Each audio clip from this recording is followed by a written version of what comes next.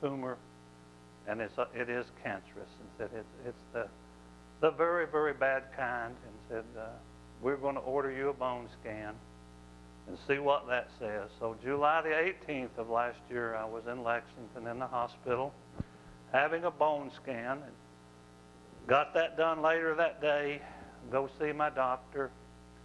And I'm leaving out a whole lot of things, folks, because I don't have time tonight to tell you. But I just want you to understand, I didn't just have a headache and take an aspirin and got better. As I get along in this and tell just a little more, you will understand why I am so grateful to stand here and why I want to give God all the praise. I got those results, went back to Lexington, like I said, it took 2 weeks, I think, to get scheduled in to get the bone scan. Had that done on the 18th of July. Got in his office late that afternoon, and we waited and waited and waited, and they never did get the radiologist, whomever you call that gentleman that reads them. And the doctor said, son, I can look at that. Said, I do have a copy of it. And said, I could tell you some things, but they're strictly my opinion. And he says, I don't do that. He said, I bet he's done this a long time, and he knows. He said, I want their opinion to go with my opinion, and then we will make a decision. So he said, he sent me home, and he said, I'll have that tomorrow, and I'll get over that. That was been on a Thursday. He said, I'll be back in touch with you no later than Friday. Well, Thursday morning, he called me before I got out of the bed. Said, I need you back up here if you can come today. He said, we're going to have some talks and do some things. Said, I done have you scheduled, which is a work-in scheduling now in the hospital again, to go back and have a lot more x-rays trying to define. Said, we want to do everything possible before we make a decision on what to do for you. So I go do that, go back to his office later that evening, get worked in, and then the x-rays don't show what he wants to see. They're not clear. Something was wrong. So they sent me back and worked me in for another CT, a CAT scan.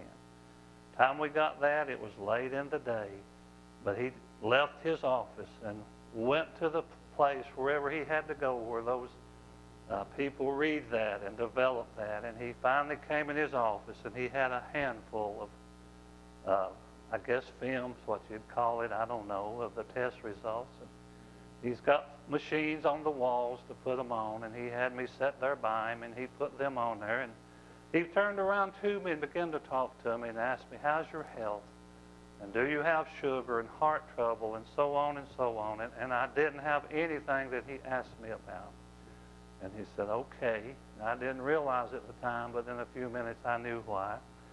And he put those test results up there and had my wife to look at them and had me too. And asked us, could we show him any difference or see any difference? And it was real obvious that you could see some of them were solid white, some of them were white and blacked out with black. And he said, I hate to tell you, or I'm sorry to have to tell you, he said, but we haven't caught your cancer in time. It says, looks like you have a tumor in each kidney.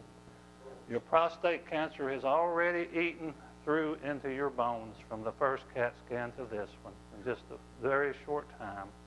And he said that it is truly the extremely fast, aggressive kind of cancer.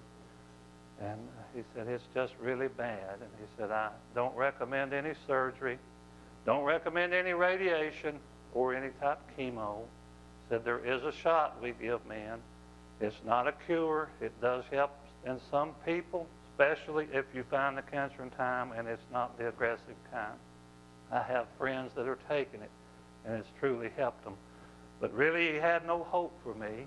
He said, I'm sorry. And he told my wife, he said, I'm just going to send your husband home and let him have what time he has and make it as comfortable as we can. Well, naturally, when she heard the word time, she said, what do you mean by time, sir? And he said, honey, you've got to remember, he said, your husband has. He would stop from the machine, stop from the film, turn and look her directly in eye to eye and said, honey, you have to remember, your husband has the most aggressive, fastest type cancer that there is. It's the meanest, the nastiest, the ugliest kind. That's his exact words. And he says it will not stop until it gets you. And he says, all I know to do or recommend to do is give him the shot, send him home, let him live his life, be as comfortable as he can. Said, why do surgery? Take out this, take out that when it's already in the bone. Said, you can't get that out. Said, it's a serious thing. And he said, I'm sorry, but that's what you've got to deal with. And he really just sent us home with no hope to speak of at all, medically speaking. I remember getting in the car that night and leaving that hospital, and I just had you may think I'm trying to be brave or something, but honey, there's a peace in my heart.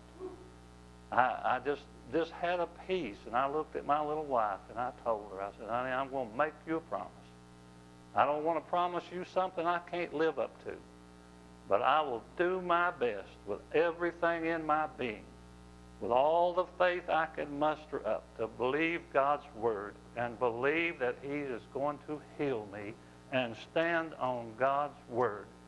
And I was doing that through all the tests, through all the months. This had done went on from January through July.